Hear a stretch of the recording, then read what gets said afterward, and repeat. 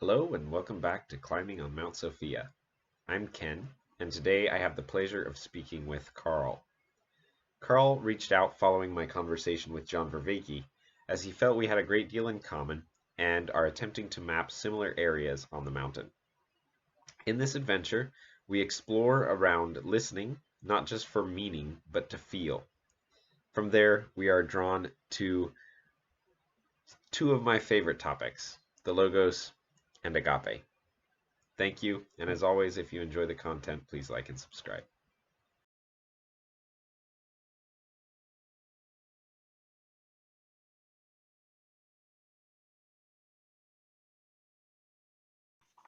All right, so you reached out to me after my conversation with John, Yeah. and wanted to just chat about a few things. So I'd love to kind of hear a little bit about you and what you're doing in the world, and then we can go from there.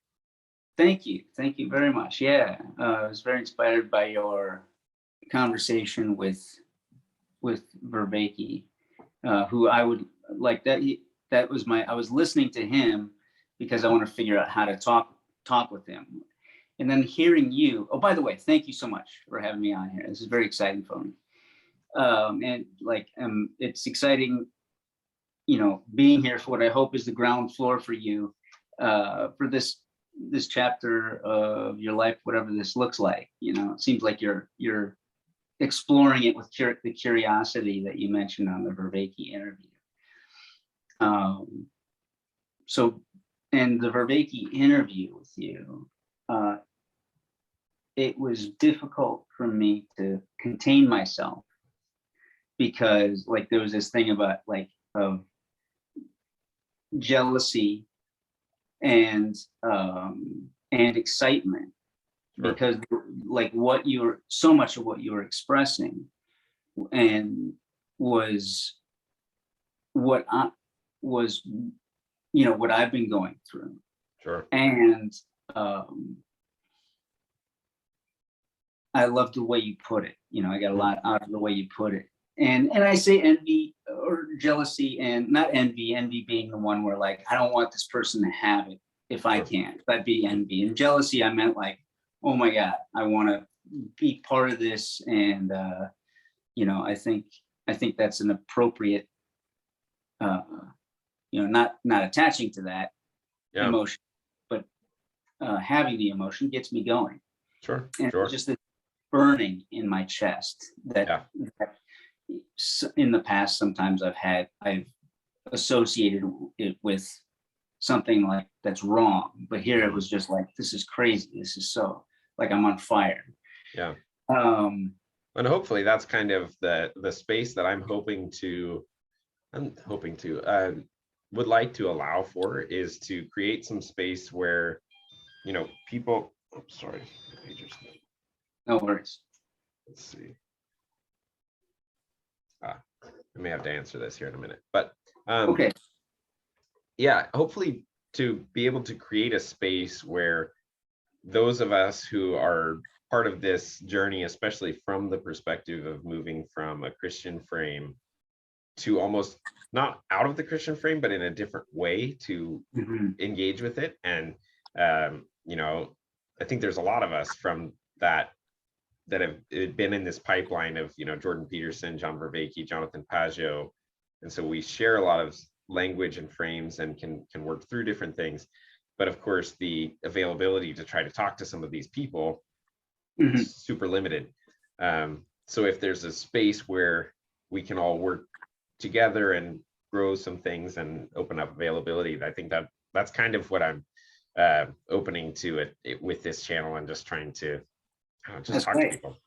That's great. Well, it's a great opportunity, like face-to-face video, recorded or not. It's exciting to talk with somebody who's doing this. I play this game where I'm pretending that the world is having an awakening or an enlightenment or something like that, and that I'm just part of it. Yeah. So that helps me keep my an inflated ego out of the way, and also it's so enriching because then I'm oh, this person at the grocery store, oh my gosh, here's what we're talking about, you know. Yeah, because there's a real danger in that. I've experienced that a lot, is that, you know, I will experience some kind of insight or some kind of shift in my awareness and connection to reality, and then there's this sense of being burdened to like make something change in the world. So yeah, that's it. You know, that brings me to, I keep wanting to ask you to state your position again, so that we can just agree on common terms for the conversation. Yeah. But that reminds me so much of the Buddha under the Bodhi tree. Do you know this story? The first, the demon sends the fear, the demons of fear, and the Buddha just sits there and lets it touch him, and it turns into flower petals. You know this, but the second one is the daughters. They dance around. They're all sexy and everything, and then he just sees them as decomposing, as skeletons, and then the demon's like, "Oh my God, you are so awesome. You defeated fear. You defeated desire. You got to tell people." And like, and you know where I'm going with this. And then the Buddha touches the ground, calls the earth to witness, and says, "My mom says I can be here." And and that saved me also. That gets back to your, you know, that conversation with Rebecca. I was so excited to hear you talk about the senses and being in the senses, and that's what I see. So let's if we can, let's pause really quickly. I'll answer this page, and then we'll come right back. Is that okay? Awesome. I'll be here. It's unfortunate. I'm at work, and when I'm here in the hospital, I often I work in cardiology. I work as a physician assistant, and so when I'm in the hospital, my day is pretty flexible. Yeah. But then you never know if you get pages for things and whatnot. So the heart wants what it wants, right? Indeed. So if you don't mind, kind of sharing, like, what's your background and kind of a little bit of your journey. Yeah, thank you. So I was born in Puerto Rico. I was a missionary. My parents were in the missionary field. Their parents were in the missionary field. And so I grew up hearing, you know, like, "Oh, he's coming back anytime, and he might be angry." And but it got me thinking a lot. Like, and I wasn't around a bunch of other. I was a bit isolated, partly by choice, partly by, you know, my temperament, partly by those circumstances. And I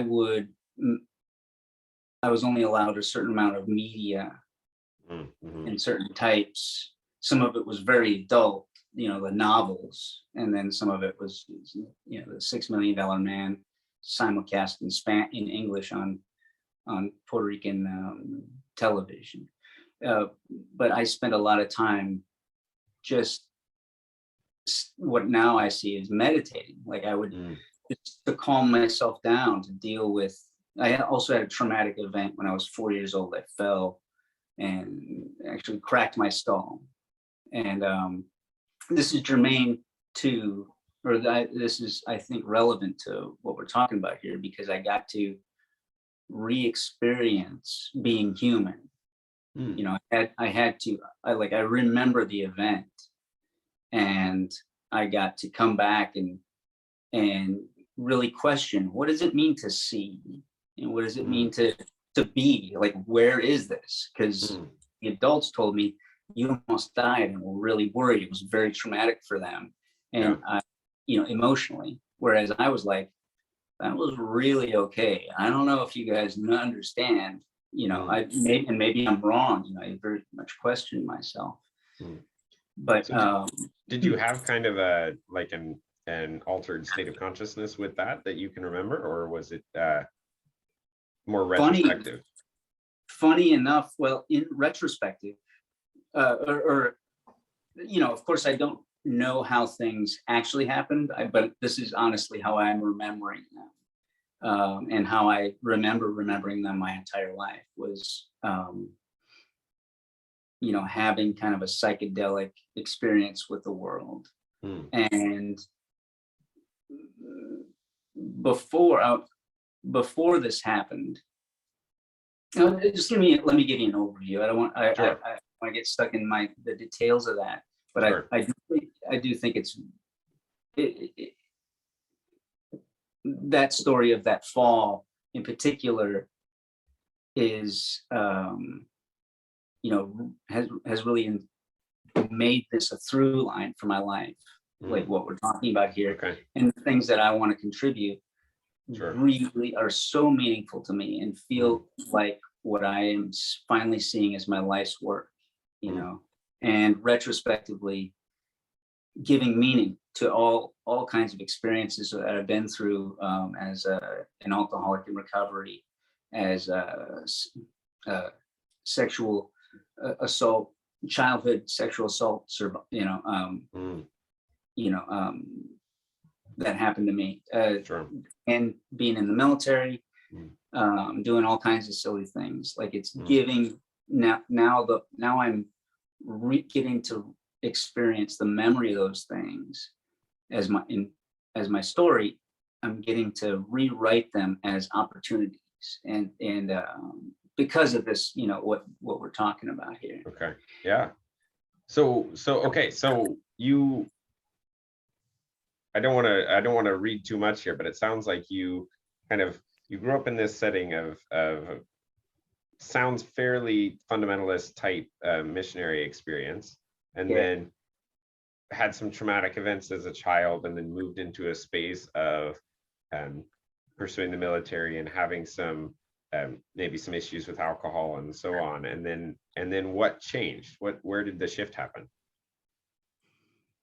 And the shift being from living in that space of maybe not feeling like your choices were the best for you and those kinds of things, to moving towards, okay, how do I make sense of these parts of my earlier life like you're talking about? Yeah. Thank you for asking. I'd say, it's been a whole bunch of reveals, like peeling an onion. And I would say that I haven't got this outlook that you talk of, that I've been talking about. I haven't got that when I haven't got that to this day, but I've more and more had the option of doing that, of being released from preconceived notions, here and there. And now my meta view more and more is that, there is a way of looking at the world that transforms my experience of the past, and transforms my vision and my experience of what I think is possible in the world in the future. Yeah. So what did that look like for you? When did you start to what kind of started to open things up for you? Yeah. Like, I think it's been on and off. I don't know if I'm being too strict or with my thinking here or not in my answer. I want to be direct, but it seems like it's been on and off since I was a kid. So like you get flashes of insight kind of thing, or flashes of insight, yeah, satori moments, and also, from studying. And I'd like to go back to that, that accident. So I was 4 years old again. I don't know what happened, but this is how I remember it. And we were in the rainforest, and it was a El Yunque rainforest, which stands for the anvil, which is kind of ironic from my experience of it, because we're in the Spanish style fire watch tower because it had been a Spanish colony. And so I think in honor of that, the National Park Service had put up round towers made of stone and concrete, and might not have been stone. Maybe that's my imagination, or maybe I'm conflating those with the forts. But there were the round towers. There's a stairwell up the inside wall, and then it comes out on the roof. And this was 1974, and not a lot of OSHA, and so it's just a flat roof with a rectangular hole in it. If you walk down one end of the hole, you walk down the stairs. You walk down the other end of the hole, you fall 10 feet and land on concrete. And so this is how I remember it. I watched my dad, I'd done tests, like where can he see me and where can he not? This was a horrible day for my father, by the way, and I've apologized. Can he see me? And I waited for him. I'm like, I'm in a safe zone. And I had this obsession that I had to test out, like, who's this? What's this God thing and prayer and all that? Jesus loves me. And so he's turned away, and I engage my mission or my plan, and I turn towards that hole, the wrong side of the hole with the drop. And I look up at the sky, at the clouds, and I can still remember blue clouds, or just a clear, light blue sky. We're in the mountains, so there's clouds below us, but there's some fluffy clouds above that I'm watching. And I walk towards that hole, and I start singing "Jesus Loves Me," and then I seem to remember the clouds going blackness, and then I'm in the hospital parking lot with my dad, and I'm trying to move because my head hurts, and I was like, he's like, stop moving, and I'm like, but my head's on something. He goes, and he's like, that your head's not on anything, and so I cracked my skull, and so that was, so that it gave me a very non-woo-woo mindset to this day. Like, I'm like, woo-woo, really? Oh, does it work or does it not? Because my experiment didn't work, and not that that's there's more in the world than is in my philosophy, but I've had a very, I had a very visceral and fundamental lesson in, like, what are we talking about here? Yeah, it's like you so there's, one of the things that I have worked with a decent bit is the issue that from the modern conceptualization of the Christian God, it becomes very magical. The thinking is a very magical kind of perception of how God interacts with the world. And in that frame, the expectation is something like, well, maybe I could just walk into this hole, and if God really loves me, then I'll be okay. Mm-hmm.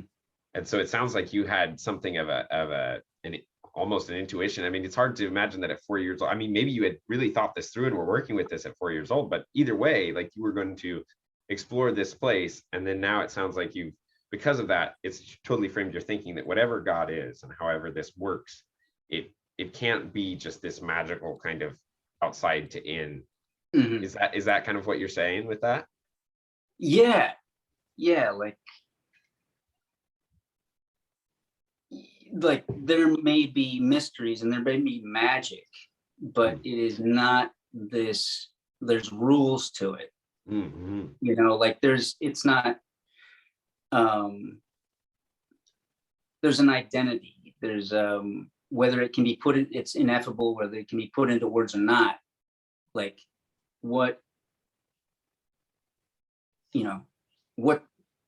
there is a situation, like I have to have a reason to say the situation can go this way. And I need to really separate between theory and experiment, and have curiosity, like you mentioned. I valued so much you're mentioning in the Vervaeke thing. Yeah. So where is that taking you? You've mentioned that, I know in your tweets you had mentioned that there's some different things you're working with meditation and so forth. So I'm interested in hearing where it's taking you with your practices now. Oh, thank you for asking. Yeah, and a big part of my pursuing this and this conversation is sharing it. And another main thing is it, if I stop talking about it, if I stop trying to share it, I stop using it. And so whether anybody agrees, if it's valuable, I have a deep urge to see if this is valuable for other people as well. But also I just, the ability, the freedom that it gives me over my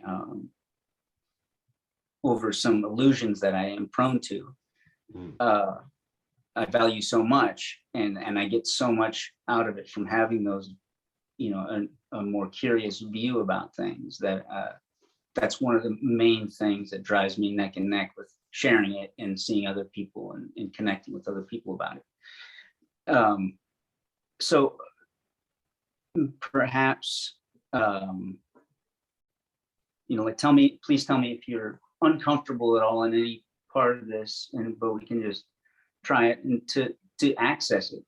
Sure. Yeah. The first thing to do is to toggle back and forth with the, I'm showing it before I'm explaining it, but toggle back and forth between experiencing this voice, the voice carrying these words, experiencing it as a sensation, and experiencing it in the normal way as a the very useful way as carrying meaning and engaging with the meaning and letting that take you. Sure.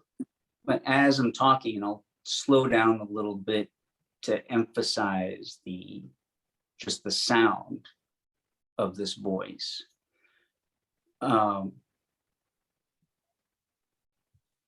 notice as I'm talking that thoughts are generated somewhere and come and compete with this, but perhaps not too,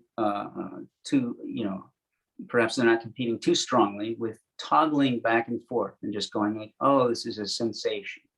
And oh, there's meaning, and also engaging both of these ways of experiencing this conversation. And then see if there's an insight around this sensation being generated somewhere in the world. It's coming to you from some kind of electric device. It's being carried across however the internet works, and it's presumed, perhaps your theory is that that the air in this room I'm in is vibrating, due to my lungs and my vocal cords. And then the characteristics of the sound are determined by my physiology and by my emotions. And the idea is to not analyze the tone and think, oh, the emotions, and get into that, but just keep coming back to the perception, the physical perception of the tone. And then see if there's an insight around what the experience might be for where these words are coming from.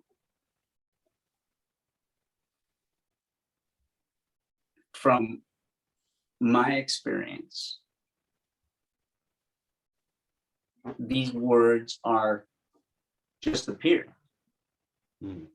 Like I don't have like a set of, I don't have a bag that I'm like this one or this one, Mm-hmm.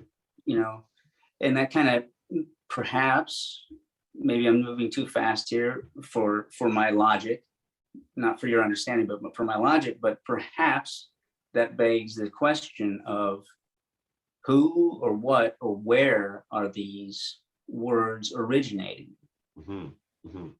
And from my experience, as I'm talking to you, I am toggling back and forth. I'm making sure I'm grounded in the moment by engaging sensually with this voice, Mm. just as I'm asking you to.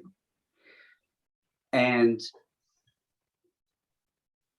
these words are just appearing out of silence. Mm. So, and where you are experiencing these words, and please tell me if you'd like to have a question that No, I'm compels good. you or it's taking you away from. Okay, I don't want to. No, I'm with you. You're good. Yeah. Okay. Thank you. Thank you. Yeah. So where you are experiencing these words, please listen to the sound that you determine to be as generated as far away from your body as possible. Whether it be a hum of an air conditioner, traffic outside. So notice that, and maybe close your eyes if you need to concentrate, and see if there's an insight around the impression of space, the sense of space that brings with it, inherent to listening and going like, oh, it's that far away. I have the feeling. So those sounds and these sounds, the sounds of these words,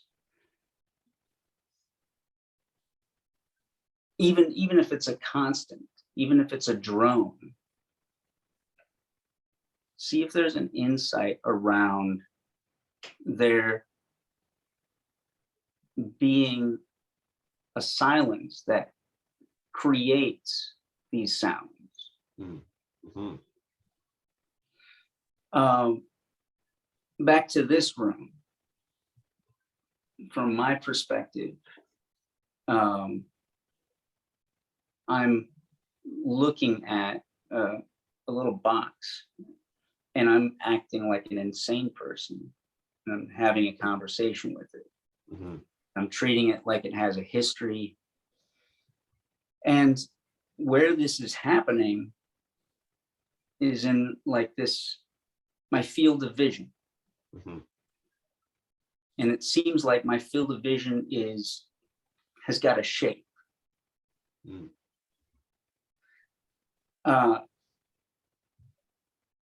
But I don't see anything outside of it, but I can direct my attention. Mm-hmm. You know, looking at you, and I ask you to do the same.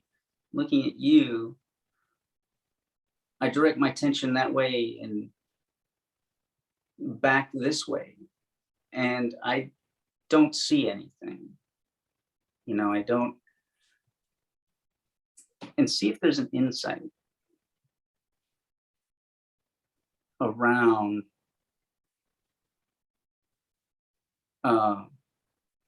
you know, if I can't see anything there, then I see nothing.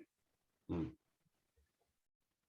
And see if there's you talked on Vervaeke about, you know, identifying with awareness. And that was one of the strongest things I found most exciting, you know, and for neither of us is that an original idea. Mm-hmm. But it's very safe, or it seems pretty safe to identify with awareness. And whether you call it awareness or nothing, we'll try nothing indulge me, call it nothing. Mm-hmm. And is this a crazy thing to say, that nothing makes my field of vision the shape it is? And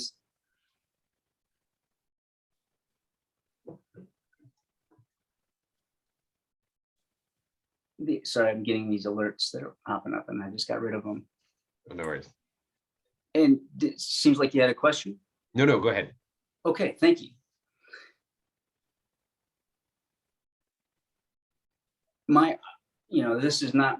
This part of things is not my experience. They're these experiments that we're running about the vision.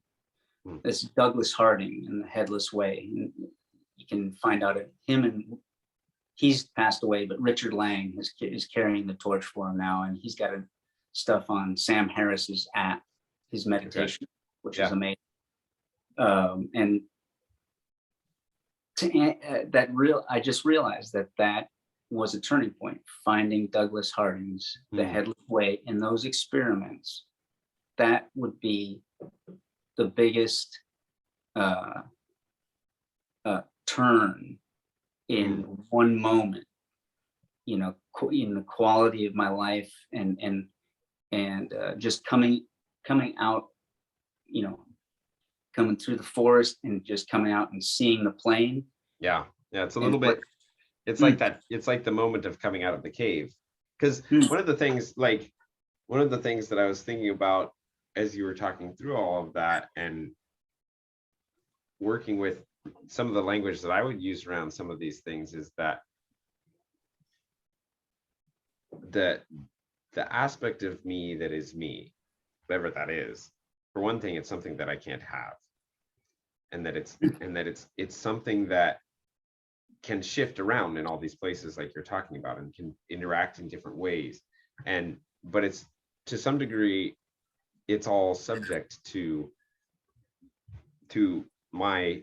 the construct of reality that exists through this body, right? Or at least I can't say that it's not, right? But the movement of, like, what I was experiencing when you were talking through that is that continual movement of noticing that I'm not stuck in the space of always making sense, of always creating a structure from that intake of information. There's another layer, right, which is not kind of like a digital binary layer, but there's another layer that has the ways to talk about this is that it's quantum, right? It's my friend Steve talks about awareness as being the quantum space. I think it seems like there's a lot of truth and a lot of useful things, in the direction that I sense that you talk about that. And I think I might, like, in one sense, I like to go there, and in another sense, I like to, there's a dropping off point, or like and it seems like there's so many branches right here that I would love to go on with you in particular, because of the way you formulate things. But there's one point, I wrote it down, a couple points that I wanted to bring up. I wanted to mention Douglas Harding and his experiments. But I wanted to talk about nothing also, the word nothing. And I wanted to put it forward as a holy word. As I've been using it. I use it in the normal way also, but also as a holy word, holy in the sense that holy, I looked up the etymology of that. And so it comes from the same Proto-Indo-European, thousands of year old root, meaning whole, which has implications of health, but also like nothing missing, like all together, nothing to add. And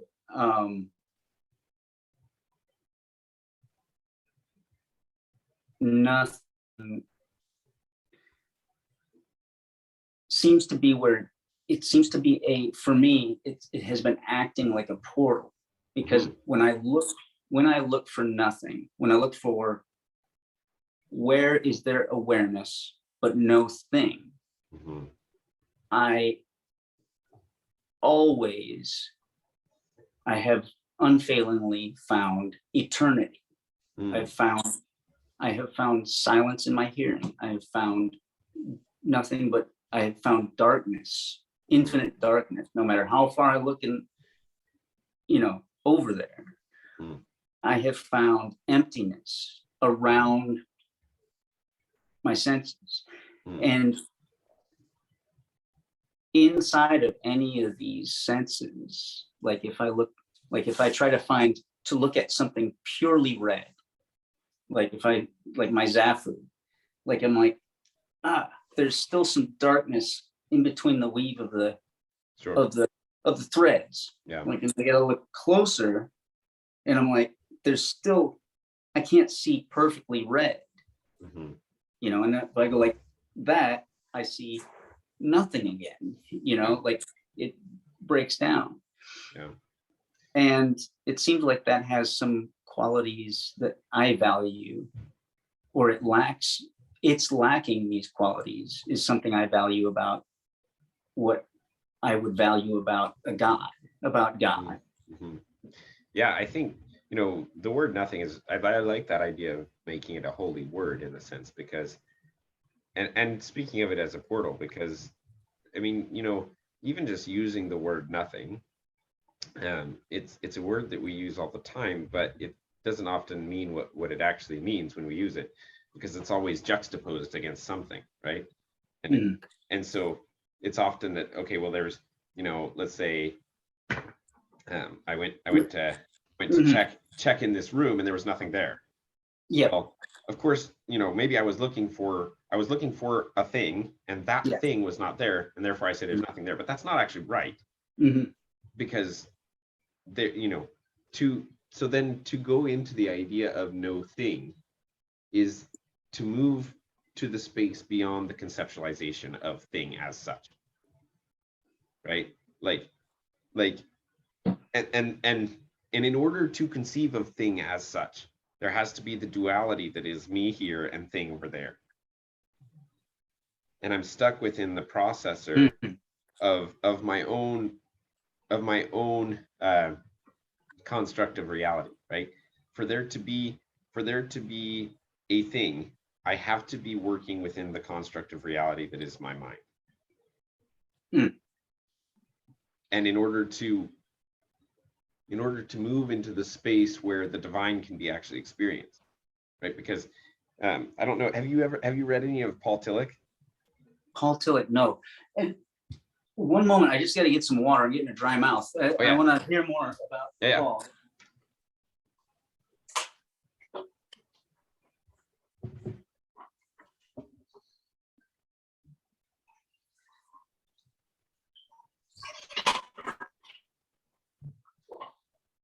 Okay, yeah, please. Yeah, I mean, so one of the ways that I would think about this, so Paul Tillich talks about God as being the God beyond God, and that there is a no-thingness to God, right? And obviously, John does a good job of talking about this, but it's necessarily the case, because if to the degree that God, and this is one of the things that I'm trying to work with reframing Christianity, is the modern Christian version of God is not God, ultimately, because it postulates God as a person who is a thing, and therefore must necessarily be contained within the creation itself, which means that he is not the creator, right? Which means he is not the transcendent being as such. And I think there's a lot of, you can trace a lot of kind of the current issues and confusions that we face in our society directly to this place, because this place of setting God as a person, as a thing over there. Now, there's good reason to conceive of God as person. There's good reason for that, but it's not the ultimate level. It's a lower level, because everything has to go in levels, right? When you're a child, you can only conceive of things in a certain way. And then as you move kind of as your consciousness expands, as your wisdom expands, however you want to talk about it, you Mm-hmm. can move through the levels towards higher and higher things. Mm-hmm. But in an ontological way, to conceive of God as person is massively detrimental, because it means that I am somewhere here and God is somewhere there. Yeah. Oh man. May I respond to that just before it gives me so many exciting ideas that pull at me. Yeah. So I love how Paul Tillich says that. I'm like that. I find that such a valuable way to interpret things, these words of, like in the Bible and stuff. And so for me, what I was, does this sound crazy? That, in the Bible and in the Quran, there's always been this thing, there's this thing that you can't write down the word. Mm-hmm, mm-hmm. You can't, and you definitely can't have a picture of it. Mm-hmm, mm-hmm. Which is, I think, a completely different, very interesting issue. No, I think image versus language, but oh, sure, but yeah. The because of the two sides of the brain. Yeah. So this seems to tie together some of the ideas that were generated when I was listening to you about Paul. Is like, there's a way in which I think humankind is way beyond human fixing. Mm-hmm. Like there needs to be a miracle, just like me with my addiction. Like I was beyond human aid. Like I have a really good metaphor for that for my own life, is that like I could not drink because of what happened, and I could not drink because of my obsession. So me trying to not drink would just get me drunk. Mm-hmm. And it seems like there's something, sometimes I have this thought that because nothing, by my reckoning, is the perfect word for, seems like the most holy word to me. Like the most, like, it doesn't miss anything.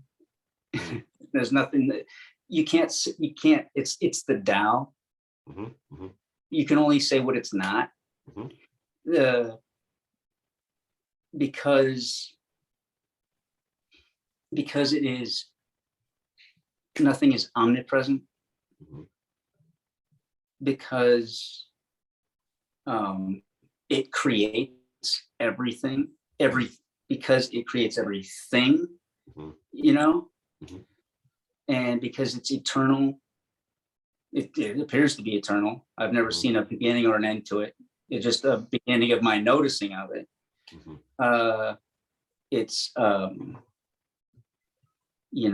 infinite, because that word seems like the only, by my reckoning, just my way of thinking, the least problematic signifier for this power, this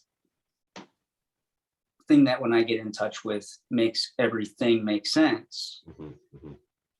That the human race is beyond human aid in this way, is that because that's also where language breaks down. Because because I sound like a crazy person.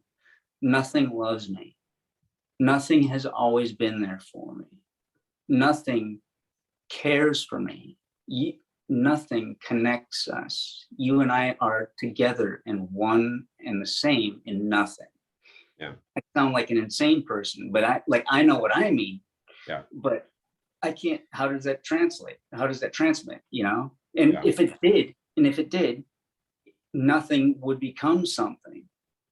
If it was transmitted beyond the experience of it, Yeah.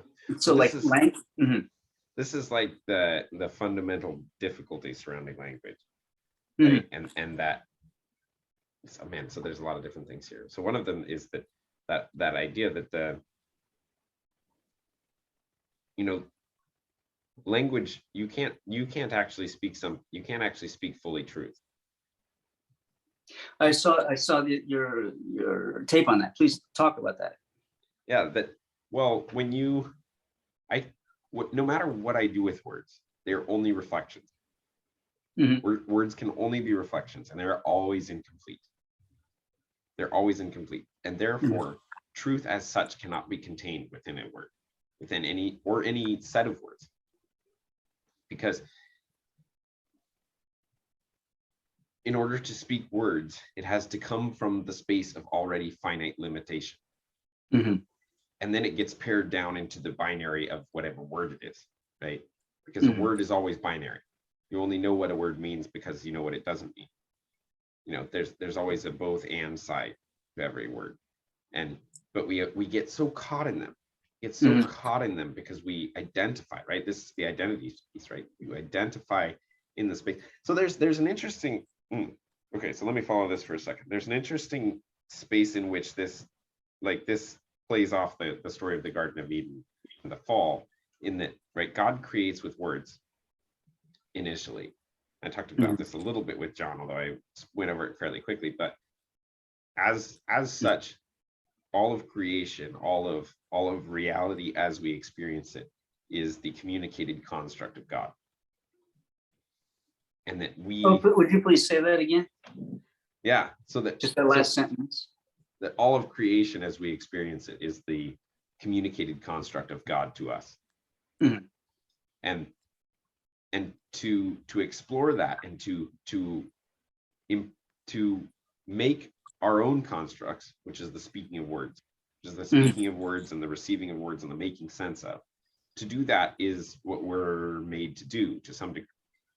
But it's in the space of getting caught within the words and thinking that our words are ultimately real, where we get stuck. And this is why, like you're saying, that humanity is beyond human aid. Humanity's always been beyond human aid, because insofar as we perceive ourselves within the space of our minds, within the space of words, within the space of concepts, as long as that is the space where my identity is held, where my being is held, that is totally beyond aid, because in so doing, I am separate from reality. I'm forever divorced from reality itself. Mm-hmm. Mm-hmm. And thank you. Yeah, that makes sense. And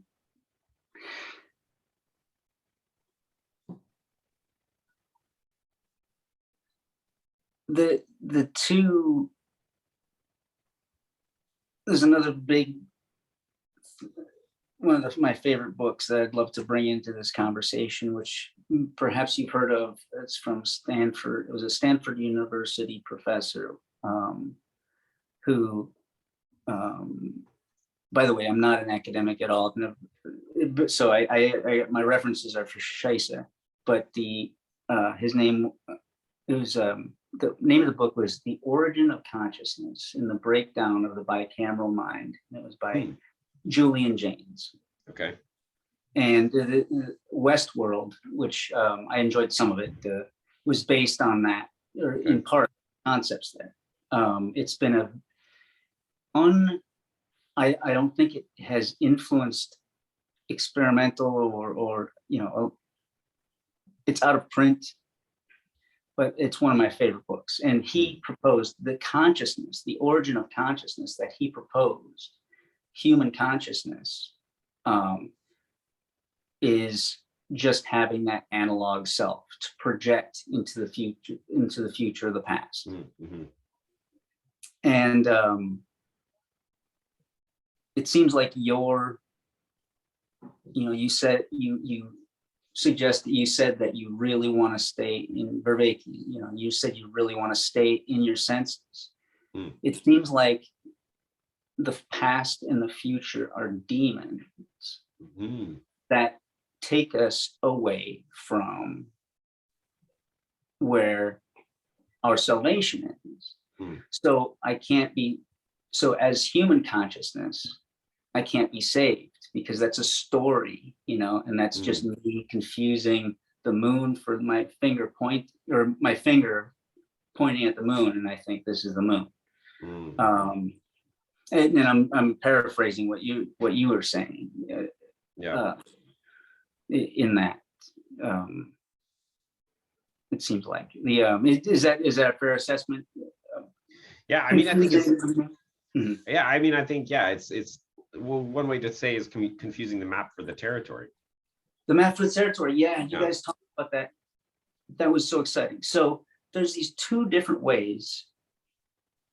I don't know if this is the way it is. I don't know if there's been new science that contradicts this. You know, they used to say, oh, the left brain is, you know, linear or just logical, and the right brain is creative. And they're like, that's ridiculous. But it seems really useful, this way of slicing it up and saying that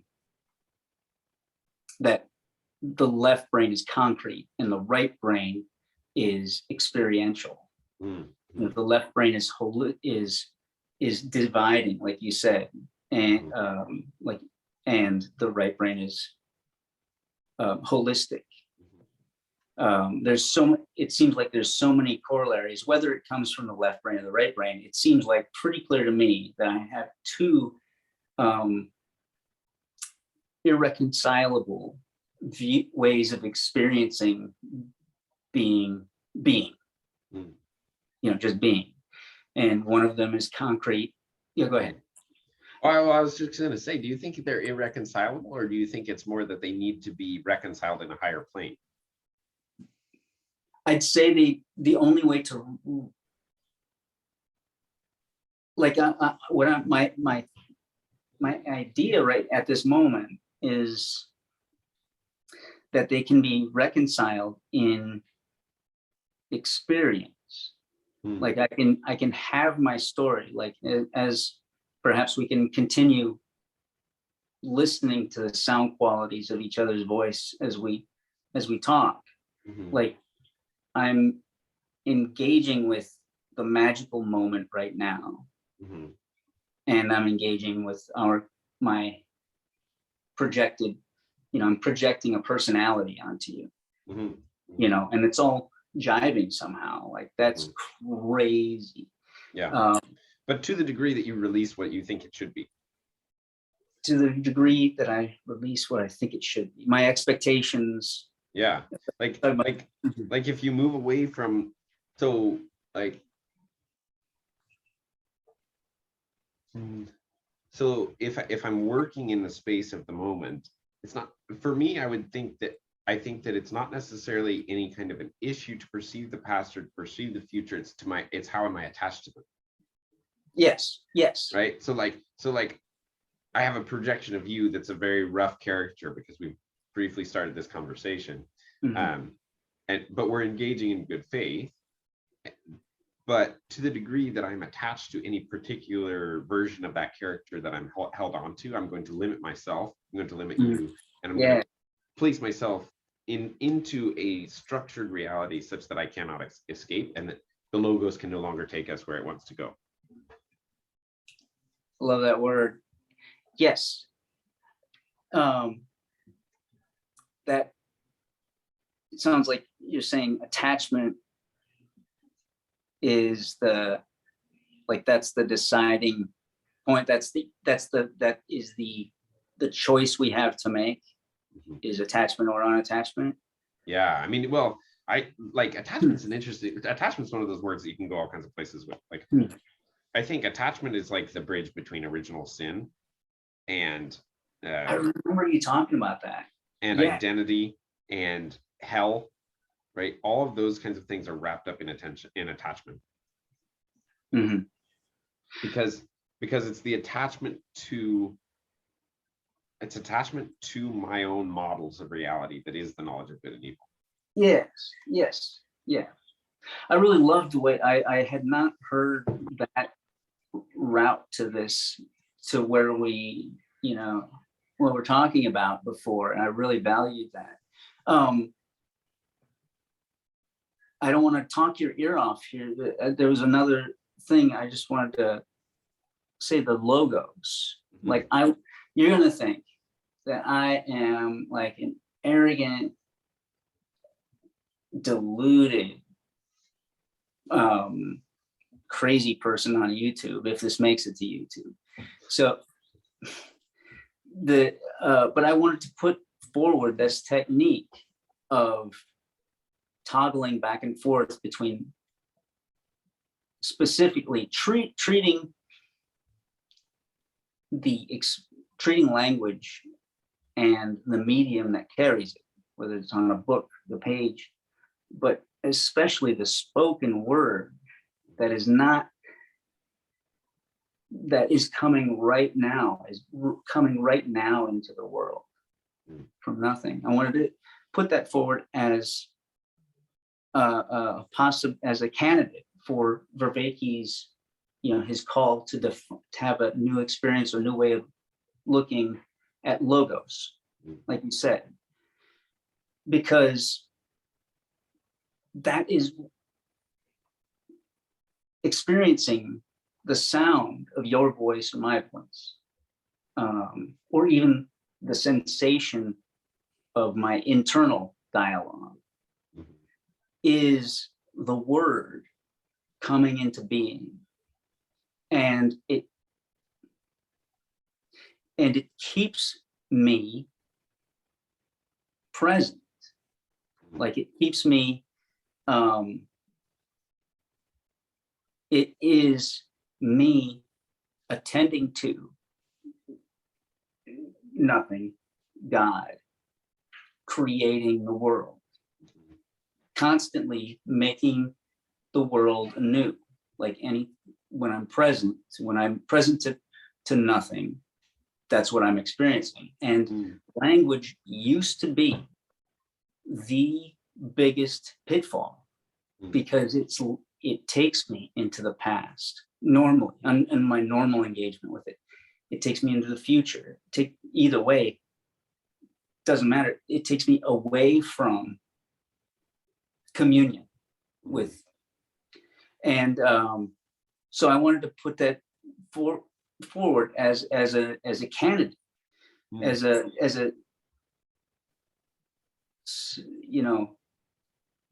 like in practice. Like this is it is not a matter of conception. It's a matter of perception. Like when I'm not doing it, then I'm lost in the world. And when I'm not present to nothing, not that this thing, I call it LIV, LIV, listening for the internal voice, because even your voice coming out of this box is something that is reconstructed in my internal voice. In a way, it comes from some of the same parts. So that's to remind me, listen, LIV reminds me that this is all something that is, like, as you said at the beginning, something that is communication of God. I forget how you put it. I like how you put it, of God. Yeah. I mean, well, so let me see if I can try to restate what I think you said, and then you can let me know. Thank you. So, and again, I use the language of Christianity because that's my native tongue, really, right? Yeah. So one of the ways I would think about this is to start with the idea of the Trinity, and the Christian mystics like Meister Eckhart and those have talked about the Godhead and the desert of the Godhead, which is the space of nothingness. It's synonymous essentially with shunyata, from the Buddhist point of view, where the ground of emptiness that is no-thingness. It's not nothingness. It's not nihilism. It's beyond nihilism. And that from that space springs the Trinity, right? From that space springs, and in a metaphysical sense, springs the energy, which is the spirit, right? God the Father, which is you know, we'll not talk about the God the Father because there's some aspects of that I'm still working through right now. Mhm. But it's something like the potential for being. It might be just attention as such is probably what I would say, Mhm. of which we play a part, and then God the Son, which is the logos, which is literally the structure, the intelligibility of the thing. And there's a dynamic of flow there. And I just wasn't able to follow. I'm sure you said it the way you said it made sense, but there's God the Father, the Son, and the other one was The Holy Spirit. the Holy Spirit. Mhm. I love the way you're putting this, and please continue. And, but, So there's and, ways. and the Holy Spirit, but the Holy Spirit is relating to nothing, vinyasana. Is that right? Well, the Holy Spirit is like the energy, right? It's just energy as such, right? In the sense that all material is energy, right? All material is energy in different phases, and the logos is the structuring of that energy, right? But there's a dynamism to it. Everything is always dynamic. There is no such thing as static. There is no such thing as static. And so what we have as human beings is we have the ability to engage across the space of being, right? There's all these different levels of being, from the base material all the way to the transcendent Godhead that is the no-thingness, the shunyata, the emptiness. And we can span that whole space. And I mean, God only knows how many spaces there really are in between there. But the way that we engage in the material reality with these bodies is the flowing of the logos through us. Right? The logos is what is to flow through you. Yeah. And this is the idea when Adam names the animals and works the ground and cares for the garden, is that you're dynamically flowing with the intelligibility of being, but you don't hold on to it. So you're continually creating the construct of reality in your own mind that you live in, but it's always dynamic, it's always moving. And thus there's a radical humility that has to take place in order for that to be the case. And that is that you don't have, like you talked about, a bag of words here that I'm pulling out of and regurgitating, right? I'm simply in the space of allowing the words to come through me based on whatever dynamic environment I find myself in. And this is how you engage in Dialogos. This is how the logos actually flows through you. That there's no holding on to what I believe to be true, because there's no sense that whatever my own experience of reality is the true reality. It cannot be, because that, for it to be the true reality, would mean that I am God. So does that map on with what you were saying?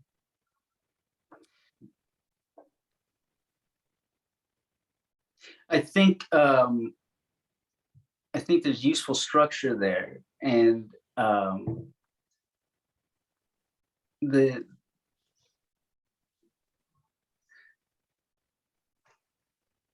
thing about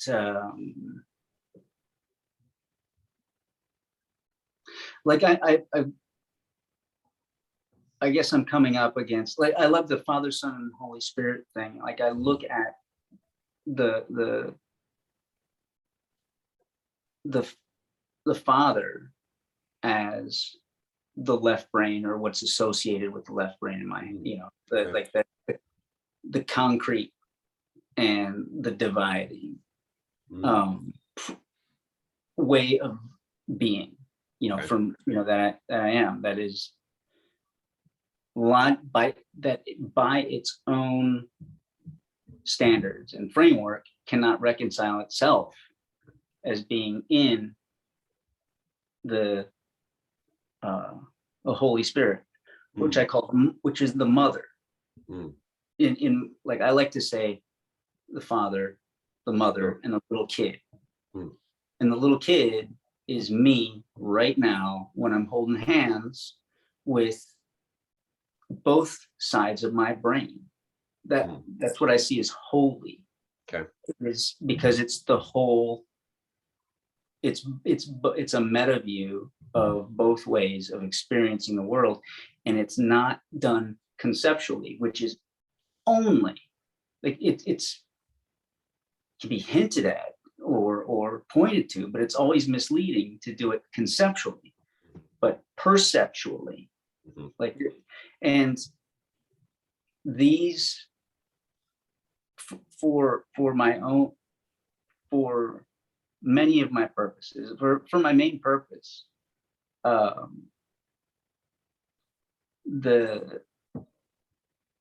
virtue of these stories and these concepts, is to get me like right here where my feet are, where the miracle is happening. Like the ridiculously like in every part of it is just baffling. But to be able to, like, it seems like it's an instruction manual. Like that's how I've been experiencing it as and I sensed that you did too, and you may have even said it. And are you referring to the biblical stories here, or biblical stories and all these concepts and the Tao and everything? Yeah. And wisdom traditions as such. Yeah. And my main, the danger for me is to talk about it, but not do, and while I'm talking about it, not do it, because there's such for my brain. They're like, oh my God, this is like my brain just has such an appetite for these ideas and these conversations. And that takes me away. That takes me only into the concrete, okay. And I've been saying concrete. I got that completely wrong. The right brain concrete, the holistic, the feminine is concrete, experiential. I apologize. I abstract. Right. The left one, that's what I meant. It kind of works either way, because it becomes what is concrete to you if you believe in your construct as real. Right? That's the problem, actually, is where you confuse the abstract for the concrete. Confuse the abstract for the concrete. Right? Like you believe so here, maybe tell me, is this another instance of language breaking down? Because also recognizing the concrete aspect of the story takes away the undue power, abstract power of it. Like listening to the sound of the voice makes it concrete.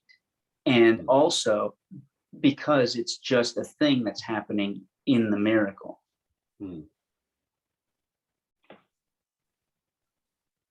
Wait, I'm not sure that I follow you there. Are you talking about the words themselves? The sensation, the experience of the words. Yeah. Because that's what, as you said with Vervaeke, that's like, I want to stay in my sensations. Language can take me out of sensations, but this is a way for language to take me to engage with the story in the context of the holy frame of both ways of experiencing the world. Like I toggling back and forth in the moment. Yeah. Okay. It sounds like that. Yeah. I mean, more sense than what I said. I think so. I mean, one of the things that's interesting is I think there's a significant difference between the way that we're using some of the words that we're saying, but I think we're actually, like, as I'm paying attention to the gestalt, I think we're actually saying the same things, but we're using some of the words in different ways. Okay. But yeah, I mean, like, I would think of it in terms of to always remember that the propositions or the language or the words, the meaning of the words, the abstract meaning of the words is always in service to the participation. Yeah. To the being there, to the Dasein of existence, versus Dasein, yeah. realize versus conceiving of my Dasein as being within the words, or as somehow dependent on the words, right? Like this is where, like, I think all of like this is to some degree where everything goes wrong and where everything gets lost. This is the story. Yeah, that's what I'm thinking. That's what I'm sensing as well. And that's what I mean by language breaking down. Yeah. Uh, and it's interesting, right? Because language is the Tower of Babel, right? Language is the means by which culture, the means by which all things are created. Like all things are created through language. There's a reason that magic is spells. Is wrought through spoken word spells. And that's always the case. It's kind of self-evidently the case because, you know, we can't cooperate if we don't have a way to communicate with each other. So all things that are built by cooperation are the result of words. So there's something fundamentally beautiful and to be prized about words, but only insofar as they are not seen as the real. Absolutely. I agree with that 100% as a virtue. And I guess what I'm saying is that this is an avenue. I've never heard anyone say what I'm,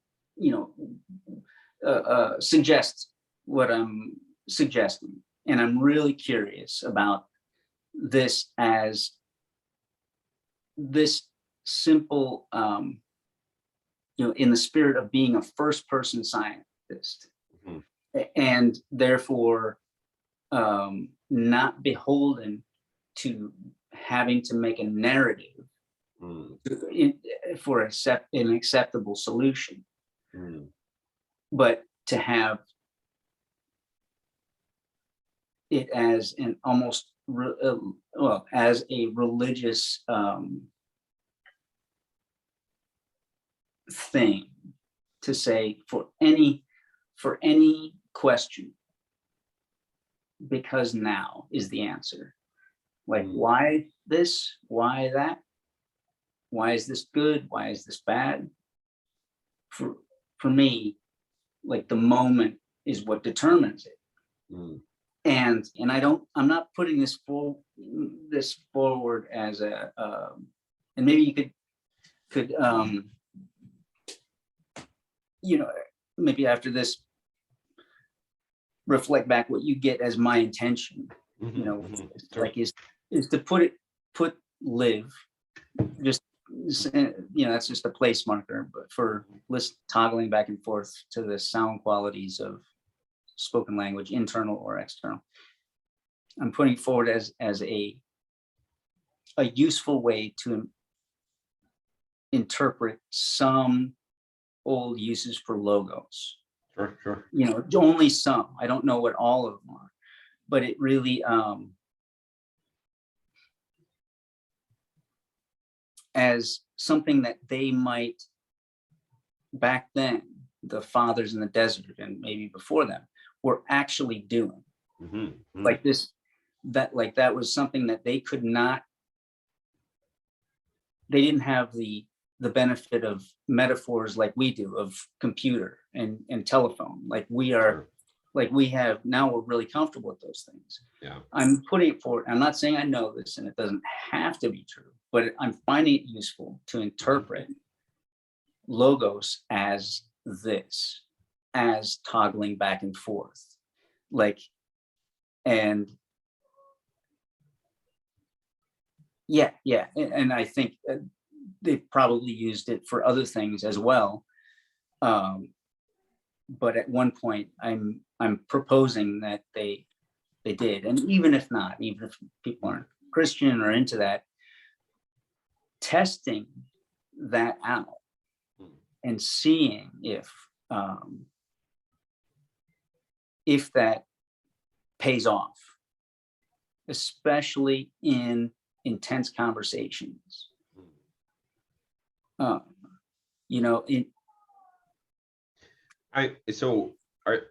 You're talking about this ability to kind of almost maintain a metacognitive space within a conversation, really, right?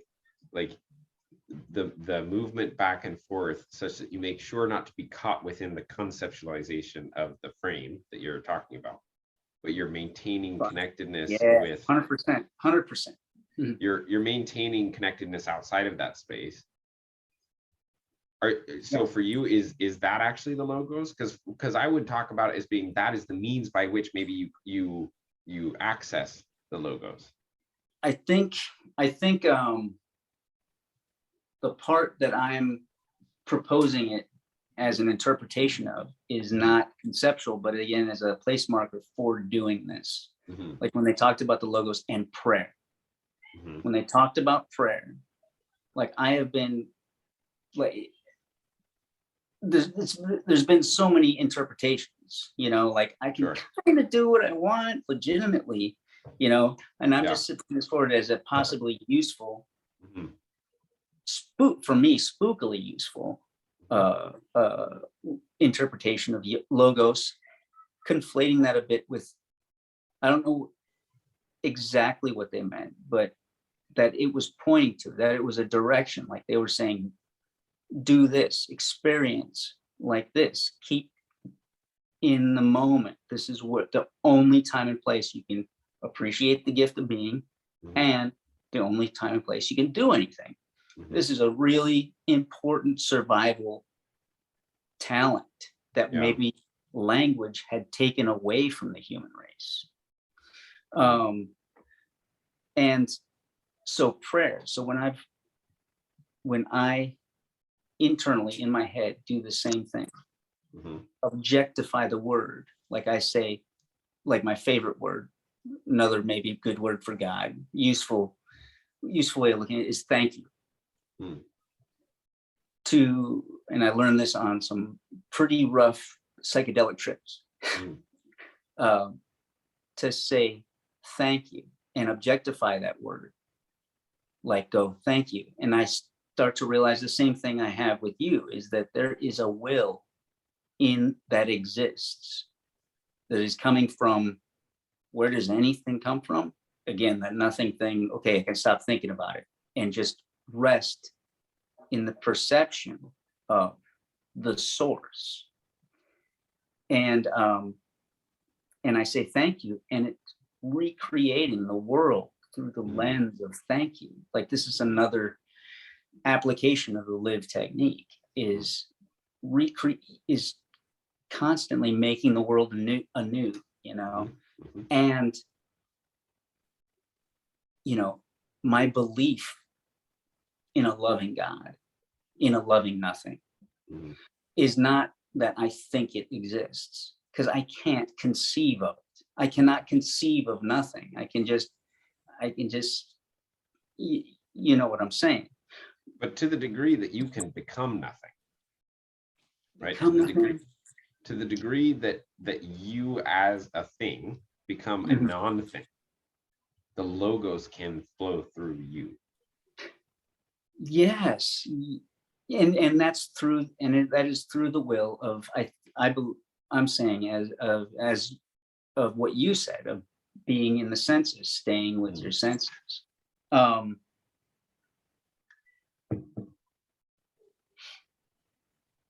wanted to also put this resting together in that I'm doing with you right now, whether we recognize it or not, like, but just going like, that seems like agape. And I wanted to put for you again, what an egomaniac to say that, oh, I discovered it.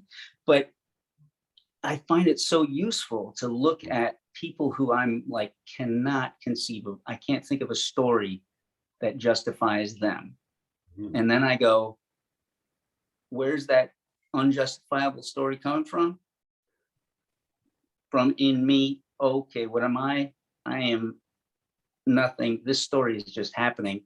My only option, my only viable option, the only option I pray that I ever take is to say thank you. And then be open to the opportunity to you know, engage in life, in the miracle, you know, and say, and yeah, I mean, this is like, it's interesting because one of the things that I find is that the further I move outside of what I thought was Christianity, the more I find that I'm a Christian. Mhm. Because like this word agape, right? Like Mhm. in all these frames that we've used in talking in this conversation, you know, agape is seen as kind of the fundamental reality from a Mhm. Christian perspective, Mhm. and I think that's because agape literally is attention paid towards reality in such a way that it calls forth the highest good from potential. It calls forth. You just broke up a little. The Calls highest, forth the highest good from the potential. highest good. And that's kind of the actual I mean, for one thing, that's actually how we interact with reality, right? Is that our attention and the placement of our attention and the Mhm. way in which that attention is placed creates always. Like attention is the fundamental thing that is Mhm. us, right? And that based on and because all we experience comes through us by means of our attention, the way in which I place my attention creates the world, both internally in terms of how I will perceive it, but also externally in terms of how I will interact with it. Mhm. And so, Yeah. like Yeah. when you're bringing up gratefulness, right? Like gratefulness, that thank is that you're you cannot have a true legitimate thank you without humility, and you cannot have agape without humility. They're fundamental. And Man, you're using some of my favorite words here. So, agape. And what was the last thing you just said? gratefulness and humility. Humility. Mhm. So, humility, as you probably have heard 100 times, is, comes from the same root word as the earth, as the Mhm. world, as hummus. And I love that word because it brings me right back to where I need to be, as you said with verbaki, with my senses. Mhm. Where are my feet? Showing me that I am a immortal, Mhm. and that, there's nothing about, for me, there's no hierarchy in this use of that word, the humility, but a proper knowledge or a proper appreciation of my place in a hierarchy can come from not my stories of myself, which are my ego, but just from being in my senses and Mhm. noticing the divine hierarchy of Yeah. that And I'm. then the world that actually gets created, the world that actually becomes created around you by the power of that agape.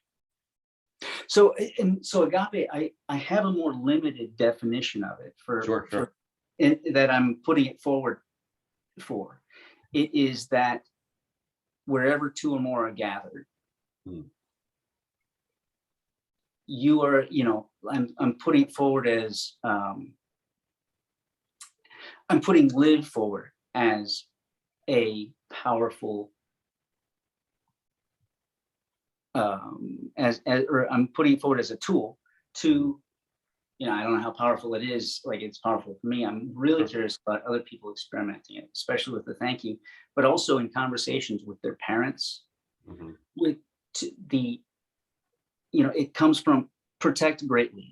Agape, the word agape is sometimes, has had that association Of what? in Sorry. protect greatly. Hmm.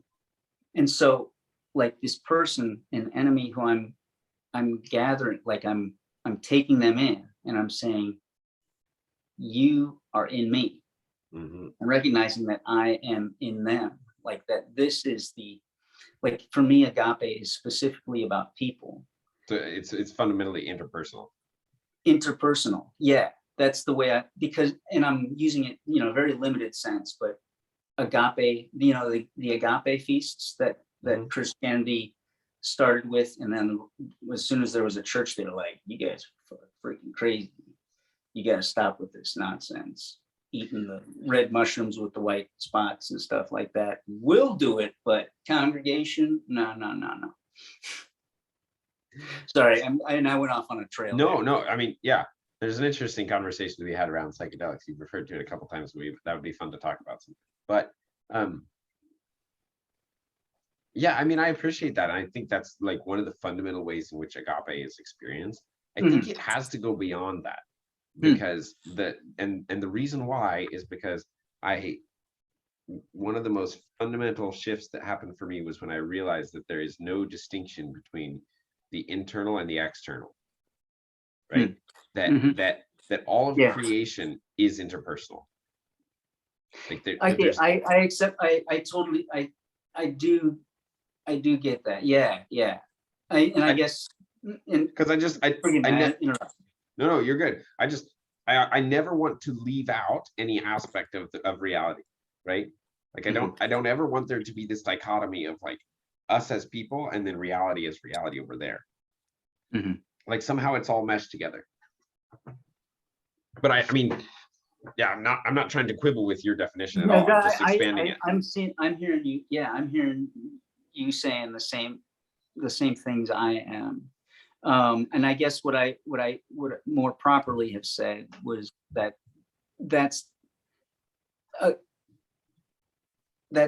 this is a way to practice agape in a conversation. And when I guess the definition of agape as like love, experiencing myself as God loves me, or that's another powerful one. Showing agape to yourself, and experience like that, realizing that, just allowing myself to be generated right here out of nothing, and I don't know if that, God, I feel some frustration because I don't think but I have a fear that frustration is going to last the rest of my life, because I don't think language can communicate what the things I'm communicating. But man, thank you so much. Yeah, no, it is, that is one of the funny things always, right, is that to some degree all that we're all ever doing, insofar as we're engaging with good faith and with some humility and honesty, is we're just trying to sort out language. And the pen is always mightier than the sword. If you can really communicate well, and if you can really take the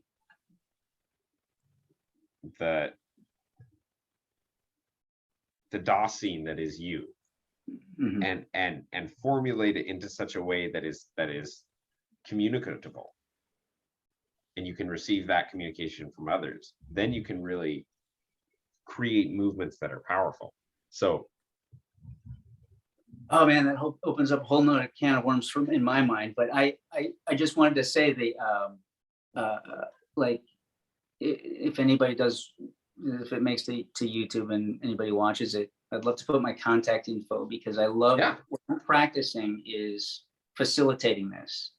Like, it's one of my favorite things to do, is facilitate just the LIV technique, which is just a little addition to Douglas Harding's experiments of the first, science of the first person. And man, I'd love to talk again, and really appreciate you, and so grateful that you have the order and discipline to have made a YouTube channel, and that so honored to be a part of this. Thanks, man. Well, thank you. Hey, thank you for coming on. And definitely we'll but I'll let you know when I get around to posting this, and then I'll send me some links of your stuff, and I'll put it in underneath, and okay, we'll see. We'll just keep seeing where all this goes. But yes, thank you so much. Any other thoughts or anything you want to, any summary or anything you want to leave us with? Yeah, just no, it was just really fun conversation, and I feel inspired, and going forward with a singing heart. Indeed. All right. See you, man.